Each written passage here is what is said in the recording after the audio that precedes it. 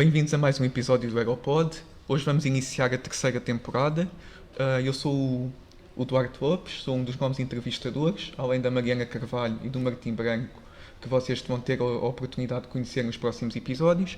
Eu hoje vou estar à conversa com a Inês Miguel, que teve um percurso notável no técnico, no curso de Engenharia Aeroespacial, não só no próprio curso, tendo em conta que ela até chegou a ser delegada do quinto ano, mas também no Aerotec, enquanto membro do RED, da Semana Aeroespacial e da própria direção, enquanto tesoureira. Ela contribuiu de tal forma para o núcleo que o Aerotécnico decidiu atribuir o título de sócia honorária. Atualmente, a Inês está a trabalhar na Deimos Engenharia, que é uma empresa que concebe e desenvolve sistemas espaciais avançados.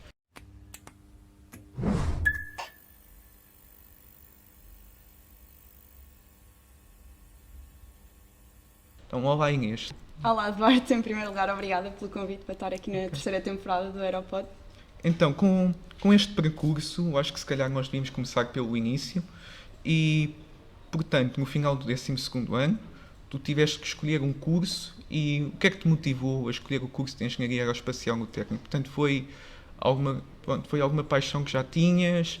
Foi algum filme, algum livro que tenhas lido e que te tivesse interessado pela área espacial? Como é que foi? Conta-nos lá. Então, eu no 10º ano fui para Ciências e Tecnologia, porque era a área que mais me interessava, e sendo boa aluna, normalmente naquela altura a opção mais óbvia era ir para a Medicina, mas sempre foi uma coisa que eu não quis. E então sempre estive mais focada na parte das engenharias, portanto de escolher uma engenharia. Sendo perto de Lisboa, o técnico era obviamente a opção que queria, e eu até ao fim do 12º dizia que queria Engenharia Química, era esse o meu objetivo durante esse ano. Mas depois, no final, e com algumas experiências também que tive, neste caso com aviões e assim, e tendo começado a pesquisar sobre o curso de Engenharia Aeroespacial e tendo média para entrar, foi realmente a opção que mais me cativou na altura e pronto, aqui cheguei. Portanto, vieste para o técnico e como é que foi a tua experiência no técnico? Portanto, o que é que achaste das cadeiras, dos colegas, o que é que fizeste no curso? O que é que destacas do teu percurso no técnico? Ok, então o primeiro semestre acho que se pode dizer assim que é o semestre mais chocante do curso, não é? Porque também vim de fora, apesar de ser de perto de Lisboa, estava deslocada, portanto foi uma adaptação a toda uma nova rotina.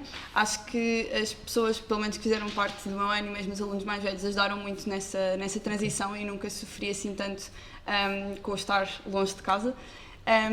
E foi um semestre, esse em particular foi muito exigente, mas acho que nos preparou, ou me preparou neste caso, para os semestres seguintes.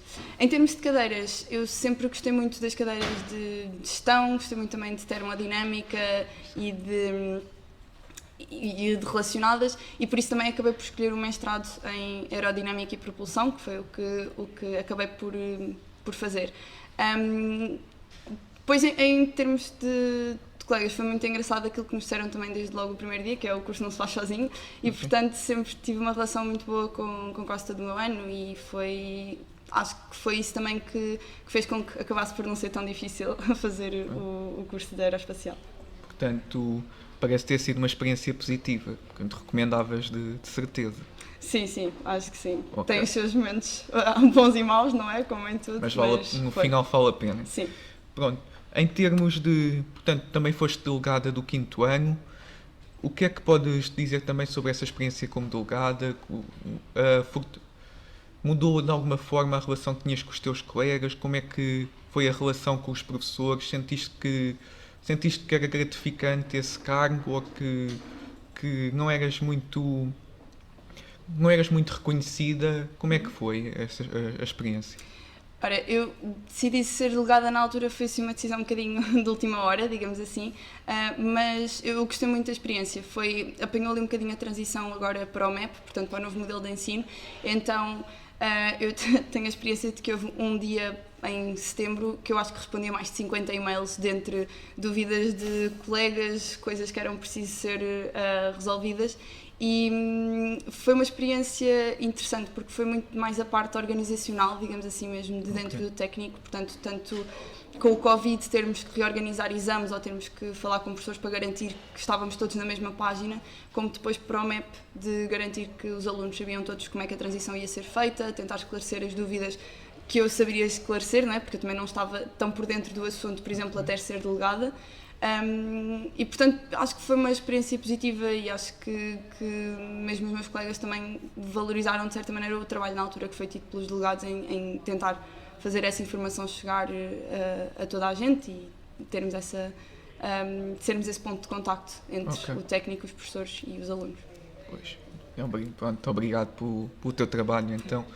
E além de teres sido delegada, também estiveste no Aerotech. Portanto, tu começaste no RED, não foi? Como é que surgiu essa decisão? Porque é que foste para o RED e como é que foi o teu percurso no RED? Pronto. Então, eu entrei para o RED na altura de que ele foi fundado, portanto em setembro, outubro de 2017.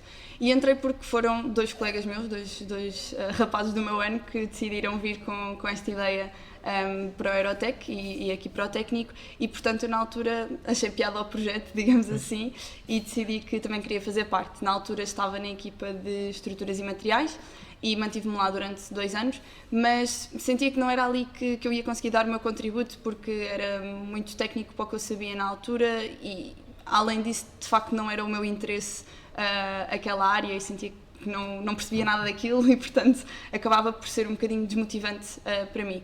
Eu estive para sair do RED depois em abril de 2019, porque ia ter um semestre muito exigente, só que foi na altura criada a equipa de gestão e marketing e quando eu falei com o coordenador do projeto, na altura o Gonçalo, a dizer que queria sair, ele disse: mas então tiveste agora a experiência também da Semana Aeroespacial em marketing, vamos criar esta equipa, não queres continuar por aqui? E foi assim que acabei por continuar e juntar-me então à equipa de gestão e marketing em abril de 2019 e lá fiquei até dezembro de 2021. Pronto. Portanto, ao longo do teu percurso no RED, houve grandes marcos para o projeto, não é? O projeto cresceu, passou de rockets pequenos para rockets maiores e pronto, no ano passado lançaram o Blimunda, que foi o primeiro rocket português a participar na competição internacional. Como é que te sentiste ao participar no Eurorock, nessa primeira participação da equipe? Foi uma experiência muito estressante, às vezes parece exagerado, mas não tens muitas palavras de como explicar, porque foi muito estressante, foi muito bom, foi muito triste ao mesmo tempo em determinadas coisas, porque também sabia que brevemente ia sair e no fundo o RED nesses últimos meses, como eu estava só a fazer a tese e a participar no projeto, tinha acabado por ser um bocadinho o meu bebé, digamos assim, e tínhamos estado muito focados em conseguir ter tudo pronto para a competição. E então a experiência mesmo da competição e quando ele levantou o voo foi de género indescritível, porque nós estávamos de género, yes, conseguimos, ele está a voar e não correu tudo bem, não foi perfeito, mas foi o que a equipa precisava naquela altura, tanto a competição como essa experiência positiva e negativa, digamos assim, e foi mesmo algo incrível.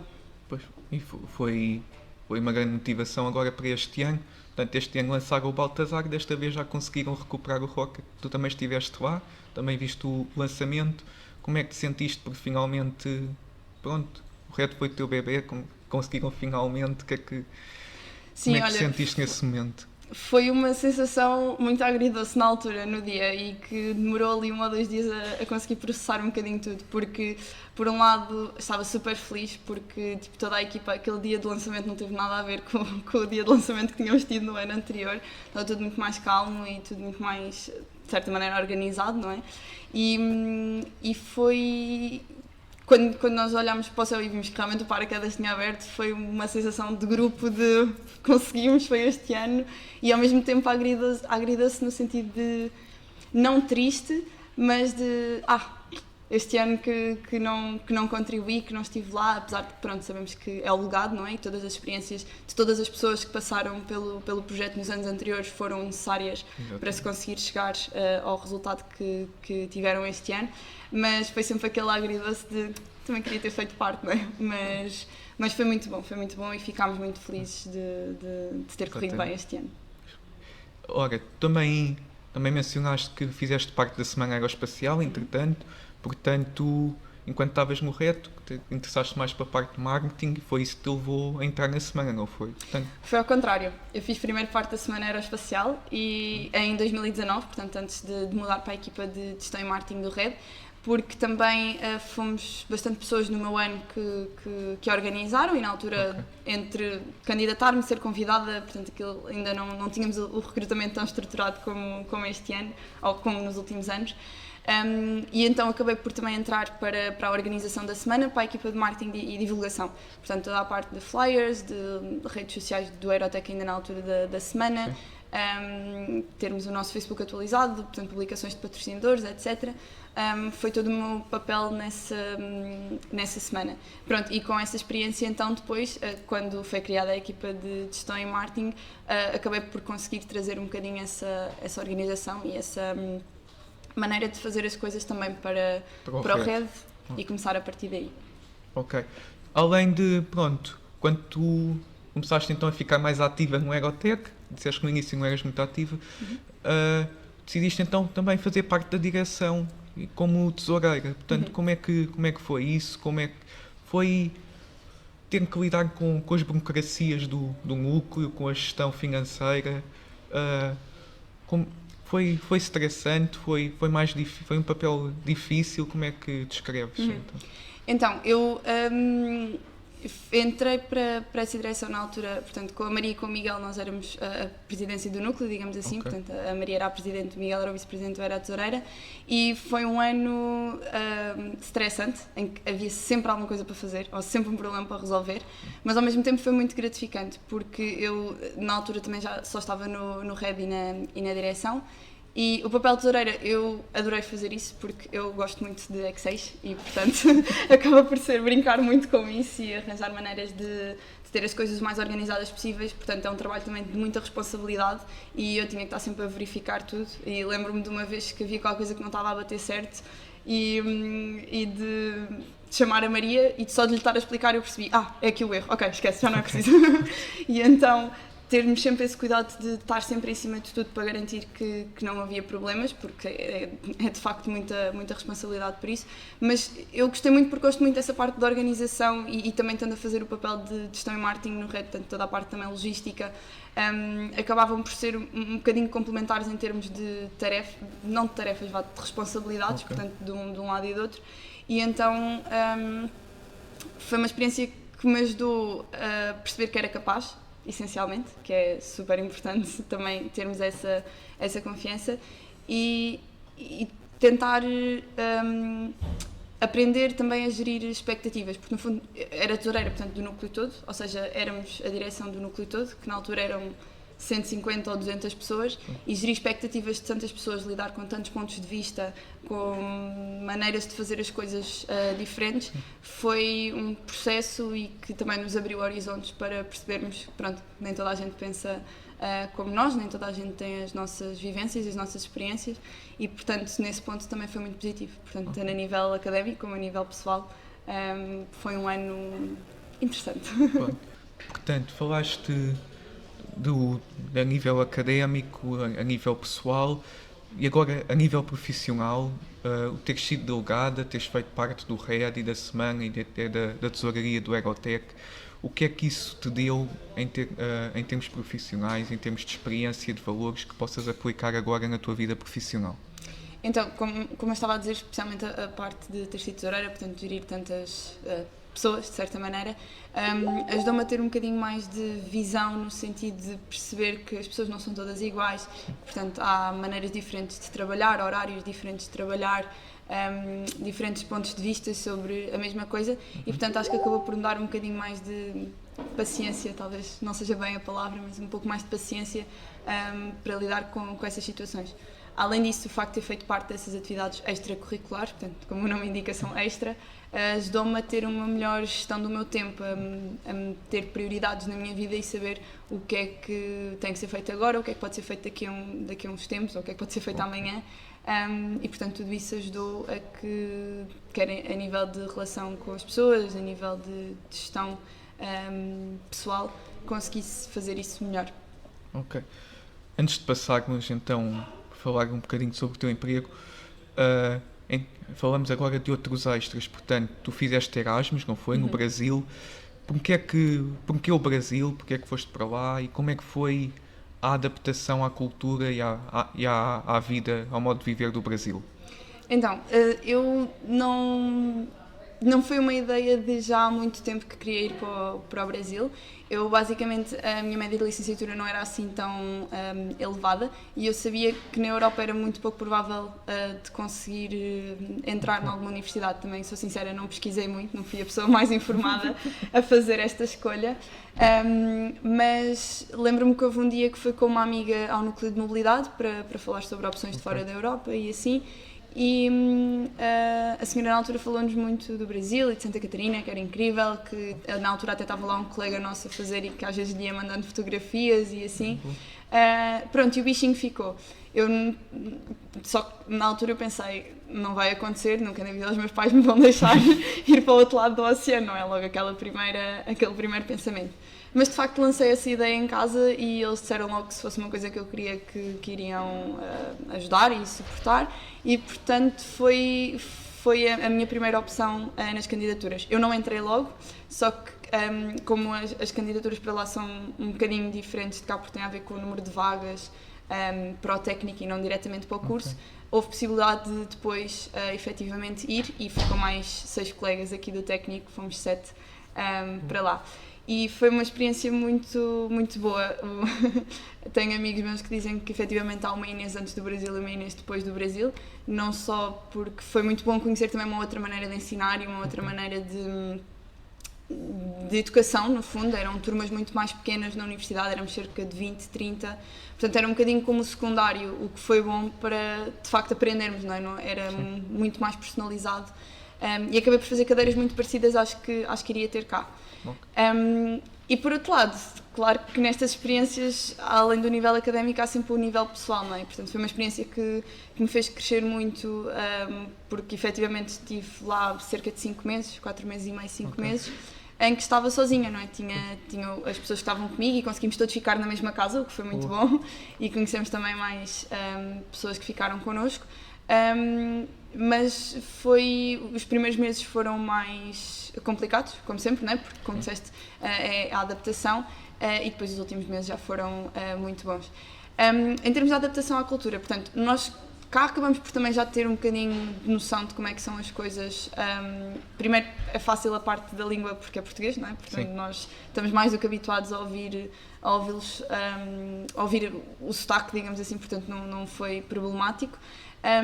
E depois de toda a cultura lá era muito interessante, acabámos por conseguir fazer muitas coisas, como estávamos muitos portugueses, acabámos por fazer muitas coisas também parecidas com o que fazíamos cá, conseguimos aproveitar porque só estávamos lá nós, não é? Não tínhamos família, não tínhamos amigos, e então conseguimos ir aproveitando diversas coisas e ainda visitar algumas cidades, e pronto, foi uma experiência realmente muito boa. Ok, e portanto em termos de coisas que tivesses de fazer para lá, portanto, arranjar visto, arranjar alojamento, em termos de comida e restaurantes, portanto, não houve assim problemas.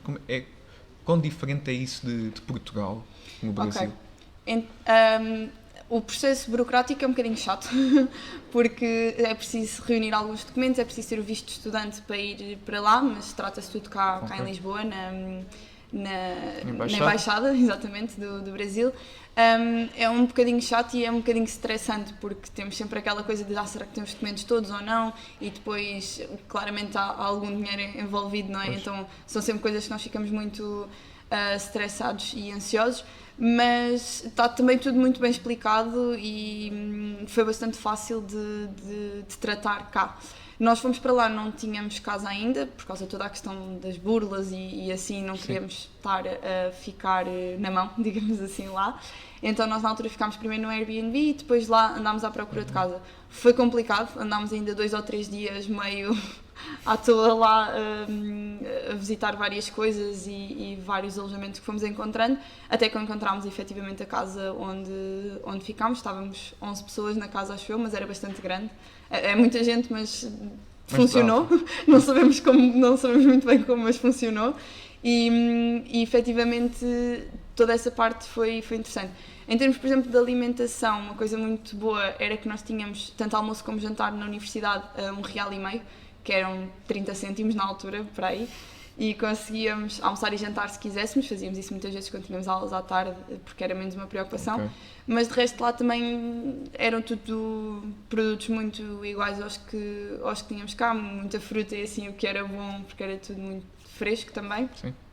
E portanto acabámos por gerir assim. E em termos, pronto, na universidade, achaste, em termos de método de ensino e de ambiente, sentiste melhor no técnico ou no Brasil? Quais é que são os pontos fortes de cada um? Então, no Brasil eu acho que nós não tivemos assim tanto contacto com as pessoas de lá, o que eu acho que é um ponto negativo, digamos assim, da minha experiência, porque nós acabámos por estar a fazer cadeiras de vários anos, ou seja, não tínhamos sempre as mesmas pessoas, então isso parecendo que não, e sendo ali um bocadinho outsiders, e éramos 3 a fazer as mesmas cadeiras, então se calhar acabámos por nos refugiar um bocadinho no nosso núcleo, mas eu gostei muito da maneira de ensinar porque de facto era mais próximo, os professores eram mais atentos, o facto de serem menos pessoas na sala também te distrais menos e portanto consegues estar mais focado no que estás a aprender e essa parte foi boa. Acho que de cá do técnico se calhar somos um bocadinho mais lançados a desenrascar-nos, o que não é necessariamente mau e portanto se calhar acabamos por pesquisar um bocadinho mais e tem normalmente uma grande diferença que notei, por exemplo, numa das cadeiras é que uma cadeira que cá no técnico era só uma, lá estava dividida em 2 e portanto lá acaba por ser talvez menos matéria em cada cadeira, digamos assim, o que por um lado é bom porque acabas por aprender, exatamente, acabas por estar ali mais focado em determinadas coisas e não levar logo com tudo de uma vez. Pronto, para umas pessoas funciona melhor de uma maneira, para outras funciona de outra, mas acho que foram assim as maiores diferenças que notei. E os professores lá, pronto, também muito, mas cá claramente também temos professores assim, mas lá os que conhecemos eram sempre também muito facilitadores quando precisávamos de alguma coisa e o facto de sermos de Erasmus, claro, também ajudava porque eles também queriam facilitar um pouco às vezes quando tínhamos vários testes e assim, nós chegámos a ter, por causa de fazermos cadeiras diferentes anos, 2 ou 3 testes no mesmo dia e portanto falávamos com os professores ou a tentar mudar ou pronto, pelo menos para eles saberem que íamos ter essas avaliações todas, também se nos atrasássemos de algum ou assim, pronto, e nesse sentido também foram sempre muito, muito abertos e muito receptivos a nós lá. Para quem está agora pronto, à procura de um sítio para ir de Erasmus, a pensar em ir de mobilidade, tens alguma dica? Recomendas a experiência? Sim, eu lá, nós tivemos pessoas tanto de aeronaves como de aviónica a fazer cadeiras lá, portanto é possível fazer desses 2 mestrados, de espaço não tenho a certeza porque não tínhamos lá ninguém, mas aconselho muito porque acho que é uma experiência mesmo de nos tirar da zona de conforto. Temos a parte académica e temos a parte não académica, não é? Que é sempre importante também termos isso em mente, portanto há tempo para as 2 coisas, digamos assim. E de facto é um país, é assim, a zona onde nós ficámos, que é Floripa, é uma zona mais segura, pronto, porque é logo a primeira coisa quando se fala, não vale a pena estar com muitos rodeios, quando se fala é a parte da insegurança que se vive. Também te referi que isto foi há 3 anos atrás, portanto não sei como é que está hoje, mas na altura era uma zona que nunca tive problema nenhum, lá também tínhamos sempre determinados cuidados e como também andávamos sempre juntos, nunca andávamos muito sozinhos, acabámos se calhar por não ter esses problemas, mas foi de facto uma experiência que acho que foi muito bom, é mesmo o sair da zona de conforto, é mesmo ir para algo novo que não conhecemos e ter essas experiências é sempre muito enriquecedor e eu aconselho muito a que vão para lá, pronto, se for algo que queiram assim fora também aqui da Europa. Ok, parece realmente então ter valido a pena. Em relação a estágios de verão, tu não fizeste nenhum estágio de verão, pois não? Não, eu acabei por não fazer nenhum porque no primeiro e no segundo ano era aquela coisa do ainda não sei fazer nada, portanto não vou fazer. Se calhar é um bocadinho o pensamento que não era assim tão bom. Depois no terceiro ano as aulas no Brasil começaram em agosto, portanto eu tive 3 semanas de férias entre o segundo semestre do terceiro ano e o primeiro semestre do quarto, e portanto acabei por ir para lá em julho, portanto também não dava para fazer nada. E depois no meu quarto ano foi o Covid e havia ainda muito aquela questão também de procurar alguma coisa ou não, de ser online ou não, e acabei por deixar arrastar e deixei passar e acabei por não fazer nada. E no quinto ano, pronto, estava com a tese e com o RED, então também, e com a direção do Aerotech, então também não havia muito tempo. Mas em retrospectiva era algo que gostavas de ter feito, ou sentes que podias ter ganho alguma coisa no estágio de verão que não tenhas agora, que tenhas perdido alguma coisa? Então, eu acho que não me arrependo de não ter feito, mas acho que teria sido uma mais-valia. Porquê? Porque são experiências que são mais curtas e acabam por te permitir experimentar algumas coisas e depois poderes descobrir aquilo que efetivamente gostas ou não. O facto de não ter feito isso, acabei por estar a fazer isso agora, quando comecei a trabalhar, e pode ser bom ou não, não é? Conforme a pessoa goste logo do que está a fazer, ou não. Portanto, acho que uma das vantagens será realmente isso, por exemplo, durante os 5 anos do curso, aos 3 anos, aos 2, pronto, agora com a mudança, se pelo menos um ou dois estágios de verão já permite que conheças uma ou duas áreas, portanto já é um ponto positivo para tu decidires realmente se é aquilo que gostas ou não e poderes focar a tua atenção, os teus estudos também, numa determinada área. Portanto, essa é a vantagem, mas por outro lado também não sinto que me tenha prejudicado agora para arranjar emprego e para começar a trabalhar. Ok. Portanto, passando à parte mais ao final do curso, antes da procura de emprego, portanto, tiveste que fazer uma tese. Portanto, qual é que foi o tema da tua tese? Como é que procuraste o tema? Como é que o escolheste? Eu, na altura, comecei a entrar um pouco em quebra-cabeça de, o que é que eu quero fazer como tese de mestrado, porque apesar de eu estar em aerodinâmica e propulsão, não me via a fazer numa área tão técnica, digamos assim, ou tão de fluidos ou do que fosse. Não era realmente o meu forte, apesar de ser o meu mestrado. E, portanto, andava a tentar fugir um bocadinho aos temas mais técnicos. Na altura vi no banco de teses do Fênix uma tese com o professor António Andrade, que acabou por ser um orientador, que era de crew scheduling, e foi uma coisa que eu achei, isto tem realmente uma área prática, é mais palpável, digamos assim, não é tão abstrato, portanto não é tão teórico. Portanto, na altura contactei-o, aquela tese eu penso que até já estava atribuída, mas ele falou-me de um caso de estudo que ia aparecer e que acabou por ser a minha tese, que era fazer o planeamento de uma rede de autocarros em Barcelona, portanto tinha um caso específico que era para ser avaliado, e acabei por fazer a tese nisso, portanto tem mais modelos de otimização do que propriamente em aerodinâmica. Isso depois também tinha aplicação à área aeroespacial? Sim, isso foi até um dos subcapítulos, digamos assim, da minha tese, porque o modelo era inspirado em nós e arcos, o que neste caso foi aplicado a autocarros, mas poderia ser aplicado a aeroportos e toda a questão da otimização de rotas, em geral nos transportes, é uma coisa muito estudada em termos de combustível, em termos de dinheiro, em termos de pessoas, de conforto do cliente, tudo mais, do utilizador. Então,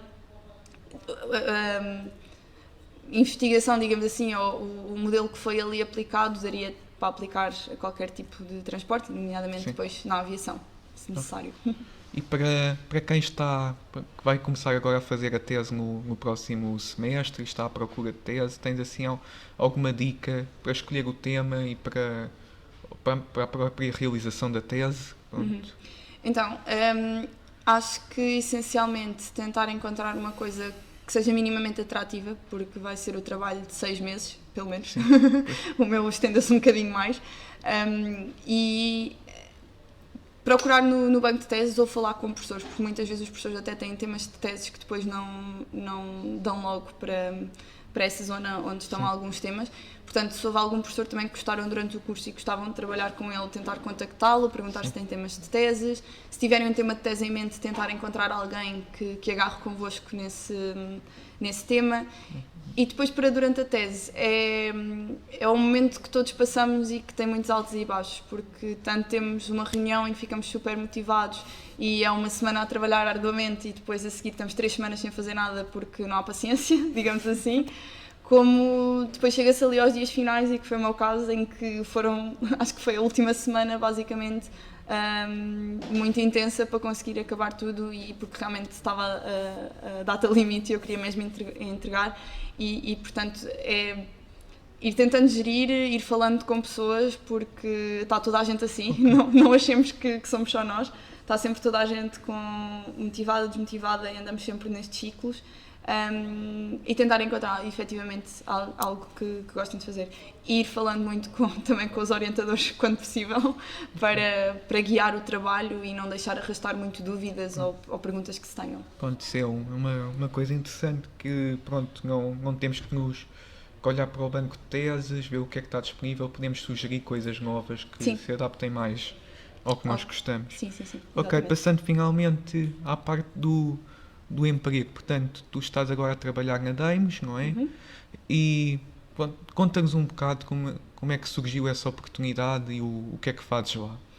Eu, em novembro de 2021, portanto há um ano praticamente, fui contactada no LinkedIn, na altura, pela QSR, que é uma empresa também de recursos humanos, com a vaga que havia na Daimos para Project Management, portanto para Junior Project Manager. E eu, na altura, confesso que vi a vaga e fiquei, ok, giro, mas meio que não liguei muito à situação. Okay. E eles contactaram-me a mim e a várias pessoas do meu ano, porque nós depois fomos falando, e tínhamos sido vários contactados para aquela vaga. Só que depois, a falar também com uma amiga minha, ela disse, Inês, mas isto é a tua cara, é o que tu queres fazer. Era também um pouco do que eu estava a fazer no Red, e que queria então tentar experimentar um pouco mais a nível profissional, não é? Porque nós no Red, ou neste tipo de atividades, pronto, vamos fazendo como sabemos, não é? Não temos propriamente um guia. E então, na altura, candidatei-me. Depois, cerca de um mês depois, tive a entrevista já com as pessoas da Daimos, portanto com os recursos humanos, e com a que veio a ser a minha orientadora. E na altura fiquei com a vaga. Pronto, eu comecei a trabalhar depois em janeiro, portanto eu ainda estava a fazer a tese, porque eu só entreguei em maio, mas na altura aceitei o desafio também porque precisava de uma coisa extra da tese. Portanto, como eu disse, há momentos bons e momentos maus, e eu não estava muito bom com a tese nessa altura, e então decidi começar a trabalhar, pronto, e fiz o estágio agora de maio a outubro. E, entretanto, já passei mesmo a contrato com a empresa. Era um estágio profissional, okay. não tinha dito isso ainda, mas era um estágio profissional que eles fazem, mas que é basicamente como se estivéssemos a trabalhar normal, digamos assim. E pronto, e agora já fiquei mesmo na empresa desde agora de novembro, e pronto, e agora vamos ver. E, portanto, tu és Project Manager, portanto... para quem não sabe, a Daimos é uma empresa que está mais ligada ao setor espacial, que trabalha mais com satélites e às vezes até desenvolve projetos mais ligados à defesa. Portanto, sendo tu Project Manager, podes dizer-nos alguma coisa sobre que projeto é que estás a gerir? Ou não podes dizer nada sobre isso? Não, posso. Então, eu neste momento estou mais envolvida em 3 projetos, e também na parte de gestão interna mais da Daimos. E os projetos em que eu estou ligada, ou a division em que eu estou, é Ground Segment, portanto a parte de Data Systems. Neste caso, os projetos em que nós estamos a trabalhar, em que eu estou envolvida, parte deles, tem a ver com a utilização, por exemplo, dos dados de observação da Terra para aplicações nas áreas da agricultura, da floresta, de pescas e aquacultura. Acabam por estar separados assim em 2 projetos, e portanto a equipa cá está mais focada nisso, mas estes projetos, neste caso, são projetos da Comissão Europeia, portanto são feitos em consórcios, o que implica que é um management um bocadinho diferente daquilo que eu estava habituada, não é? Porque cá era lidar com a equipa que está contigo, que está ali no sítio, e é a equipa que tu tens que gerir e que distribuir tarefas e o que seja, e neste caso o management que eu estou a fazer é mais de consórcio, portanto de várias empresas, de ter as equipas das várias empresas em sintonia, e para que os projetos possam ser bem desenvolvidos e possam ser feitos no seu tempo. Bom, portanto falaste dessa gestão das várias empresas internacionalmente. Isso leva-me a perguntar que diferenças é que notas entre o teu trabalho agora na Daimos e aquilo que fazias no técnico, em que se calhar na equipa de gestão e marketing do Red e da semana só tinhas que gerir equipas bem mais pequenas. Quais é que são as diferenças entre E mesmo nos trabalhos do técnico? É muito diferente porque também temos agora a responsabilidade de estar a representar uma entidade, não é? Neste Sim. caso a Damos, e logo isso já não é só a nível pessoal, não é? Já não sou só a Inês, portanto acaba por acontecer, sou a Inês da Damos, portanto temos essa responsabilidade acrescida. Mas é diferente até porque os meios de comunicação são diferentes, agora preferencialmente o e-mail, que era uma coisa que eu não gostava assim tanto de falar por e-mails e tive que me habituar e a escrever e tudo mais, e no início tinha sempre a minha orientadora, a Ana, a corrigir-me tudo, portanto sempre que ela me dizia envia um e-mail para alguma coisa, eu enviava-lhe sempre a ela de ok, podes confirmar, até entrarmos no ritmo, digamos assim. E o facto também de serem pessoas mais velhas, não é? Porque no fundo agora eu sou ali, se calhar agora, por exemplo, nos últimos anos do Red eu já era a mais velha e portanto já era a pessoa que conhecia melhor as coisas, já estava super integrada, sabia como é que as coisas funcionavam, sabia onde é que estavam as coisas, sabia o que era suposto acontecer, e quando comecei a trabalhar eu não sei nada, e agora? O que é que eu vou fazer? Portanto, não conhecia os projetos, não conhecia as pessoas que faziam parte dos projetos. E foi um reaprender, e que no início é sempre complicado levar esse choque, não é? Portanto, não é o descer um degrau, mas quase, porque é passar para um patamar seguinte e, portanto, começar em baixo. E acho que isso foi assim o maior choque nos primeiros meses com que tive de lidar. Agora já, portanto, eu fiz o estágio foi em 9 meses, portanto já estou na empresa há cerca de 10 meses. Ainda não é nada, mas de facto já estou muito mais integrada, já sei que aquela questão do com quem falar quando há um problema já é muito mais intuitiva do que seria no início, e o facto de, pronto, como disseste, de ser uma experiência já mais internacional, porque são empresas da Bélgica, de Itália, do Reino Unido, de todo o lado, digamos assim, neste caso da Europa, acaba por ser bom às vezes também perceber as diferentes dificuldades que há na comunicação, porque cada um tem que proteger os seus interesses também, não é? E tem que proteger a sua empresa e ao mesmo tempo fazer um trabalho em conjunto com as outras. Então essa dualidade e essa maneira de lidar também com as situações tem sido algo interessante de observar e aprender. Pronto, e portanto, como tu disseste, agora passaste a ser mais nova, se calhar, mais inexperiente. Como é que é o ambiente na empresa e trabalhar com pessoas mais velhas? O que é que tens a oportunidade de conviver com estas pessoas? O que é que te fez aprender desde então? A equipa em que eu estava, portanto, eu comecei a trabalhar mais de casa, o que neste momento vejo que foi um erro, por exemplo, porque de facto é quando estou no escritório que acabo por conhecer mais as pessoas. Então no início com quem eu tinha mais contacto era com a parte de management, que como é óbvio são pessoas mais velhas, mas 5 estrelas, sempre tiveram muita paciência para as minhas perguntas e para sempre que eu precisava de alguma coisa. Nunca tive problema nenhum em pedir nada a ninguém, mesmo que fosse uma dúvida que eu achasse estúpida, digamos assim. E de facto agora quando comecei a ir mais ao escritório, neste caso, comecei a conhecer também pessoas mais da minha idade, digamos assim, ou mais perto da minha idade, o que facilitou um bocadinho o contacto, mas facilitou também o contacto com a parte mais técnica. Portanto, em vez de estar só presa, digamos assim, na parte de management, permitiu-me também começar a aprender um bocadinho mais de como é que eles fazem. Neste caso, as equipas que estão ali mais perto de mim, ou que são da minha divisão, são mais de software, portanto, eu percebo zero do que eles fazem, mas dá para ir percebendo os básicos. Portanto, eu não sei como eles fazem, mas percebo o racional de porque é que foi feito assim e tudo mais, que acaba por ser o que depois a parte de gestão precisa de saber, não é? Então tem sido interessante ir aprendendo essas várias visões, perceber o que é que eu preciso de saber também para conseguir fazer um bom trabalho sem me sobrecarregar com informação também desnecessária para mim. Portanto, acho que toda essa dualidade tem sido interessante e acho que o ambiente lá é mesmo 5 estrelas, as pessoas estão sempre disponíveis para tirar dúvidas e para falarmos uns com os outros sobre o que for preciso e portanto tem sido muito bom. Ok. E estando a ponto, agora que estás mais integrada na empresa, alguma coisa de que sintas falta, que tinhas no técnico, não tens agora? Alguma coisa que te sintas saudades? Foi uma adaptação a uma nova rotina, não é? Porque agora acaba por ser bom, não é? Porque é um trabalho não é das 9 às 6, mas vá, digamos das 9 às 6, e depois não há mais nada para fazer a seguir, não é? Então houve fases também enquanto estava a acabar a tese assim que não foram tão fáceis por causa disso, porque tinha o trabalho, depois também tinha a tese para fazer, mas depois às tantas já não tinha paciência para estar a fazer a tese, então foi sempre assim uma dualidade. Sim. E acho que foi a maior adaptação, e que no fundo acaba por ainda estar a ser, é o facto de que no técnico tínhamos aquelas pessoas com quem nos dávamos, com quem vínhamos estudar, com quem sabíamos que íamos estar, etc.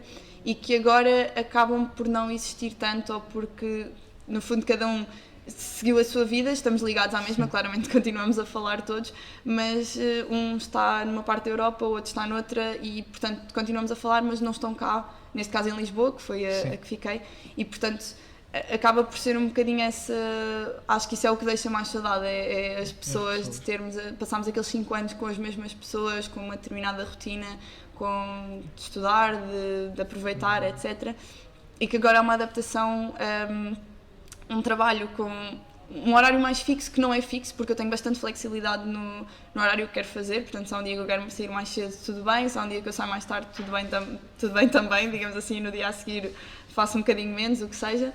Então acho que essa nova rotina, e também eu ter agora começado a fazer mais presencial e tudo mais, tem ajudado também a quebrar um bocadinho essa diferença de tempos. E portanto tu disseste que pronto, estavas a trabalhar e depois já não tinhas paciência para fazer a tese, portanto estavas a fazer a tese e já tinhas o trabalho ao mesmo tempo. E portanto tu recomendas isso, ter já um emprego e estar a fazer a tese ao mesmo tempo? Achas que é uma coisa que se consegue conciliar facilmente? Bom. É assim, consegue conciliar-se. Não recomendo no sentido de, por exemplo, eu agora quando acabei o estágio, quando passei para contrato, eu pedi 3 semanas tipo de férias, digamos assim, ou entre contratos, portanto, para parar, porque estava a sentir que, portanto, durante o estágio eu não tive férias, não é? Sim. Então eu passei de janeiro a outubro seguido, a entregar a tese em maio, apresentar em junho, e a partir daí é que fica mesmo livre, só tinha o trabalho. Mas acho que para quem tiver essa oportunidade, se puder só fazer a tese, parar 1 mês ou 2 e depois então começar a trabalhar, eu acho que é muito vantajoso, porque de facto ao fim destes 5 anos do técnico, que nós sabemos que são muito exigentes e que puxam imenso por nós, ainda mais tendo estado envolvida em várias atividades extracurriculares e tudo mais, deu muita estaleca, digamos assim, mas também é muito cansativo, e ter entrado logo, não me arrependo, porque acho que também só acabei a tese porque entrei no trabalho e consegui focar-me mais tipo, nas coisas que tinha para fazer, mas tendo a oportunidade de ter essa pausa e de poder descansar antes de efetivamente começar, acho que é o ideal. Mas pronto, não havendo essa oportunidade, ou se também houver a necessidade de começar a trabalhar para encaixar nos tempos, digamos assim, ou para gerir melhor o tempo, também é algo fazível. Ok. Portanto, para terminar aqui a parte do trabalho, para quem vai agora procurar emprego, quando acabar o curso, tens alguma dica de como procurar, como escolher? Pronto.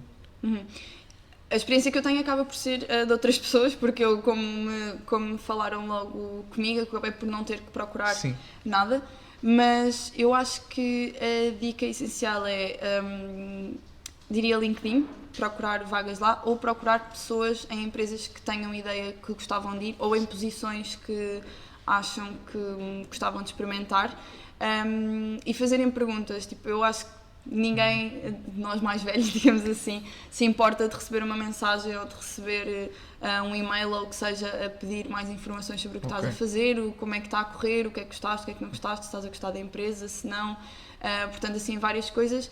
E muito Google, muita pesquisa, digamos assim, de diferentes posições, porque nós muitas vezes não sabemos sequer o que é que está disponível no mercado. Temos aquelas ideias muito standard das coisas que existem, e dentro, por exemplo, de management, eu também tinha muito essa ideia, e é tentar procurar assim várias coisas que existam e tentar ver o que é que achamos que pode ser melhor.